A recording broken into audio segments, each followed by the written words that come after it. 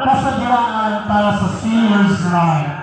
And we are happy to announce to everyone that our chairman making an effort for the 4 days celebration of our 41st anniversary here in Purok, Pag-asa. Kahapon po, natunghayan natin ang simula ng ating anniversary starting of Happy Salvo Fun Run, Zumba, and for the Children's Day.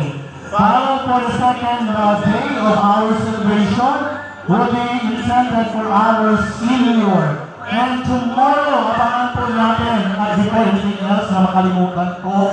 No, kanina po pala, ay nandito na yata si Vice.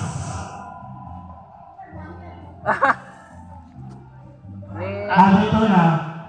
Hindi siya nasa... And of course, kanina po, natunghayan po yung contest ng Clean and Green and Christmas decoration. And tomorrow night would be the night for the youth. Abangan po natin ang ating pinakabongga na celebration ang Mahashi Day for tomorrow night. Isa pinakasadya. And of course, ang ating highlights for tomorrow 20 or December 20 would be a live band. Kasama po natin ang walking band dito.